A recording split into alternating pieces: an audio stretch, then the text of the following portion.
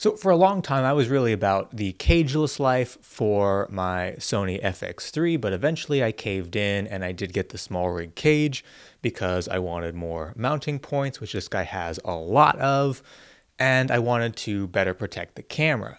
With the cage on, the FX3 is noticeably heavier than without. It flies just fine, very easily on the DJI RS3 Mini with the 28-75 Tamron lens without the cage, but it really pushes the size and weight limits when I have this cage on it, which actually surprised me quite a bit. But for bigger gimbals, handheld, tripod, whatever, all of any other kind of shooting basically, this cage really is fantastic. It assembles very, very easily with the little flathead screwdriver that comes with it that you just slide in here when you don't want to use it.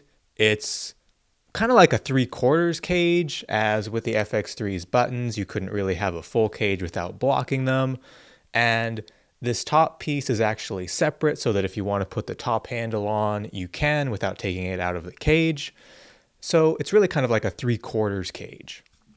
Now, the cage has a lot of different mounting points on it all over the cage, which is absolutely fantastic no matter what you want to mount. It also has a cold shoe mount here on the top, and there's a neat little hinge right on here that allows you to open the battery cage. But if you don't want the battery cage to open, you keep that closed, battery cage can't open, so you're not at risk of a battery falling out ever.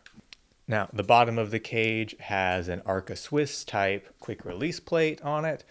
If you have Arca Swiss accessories, this is fantastic.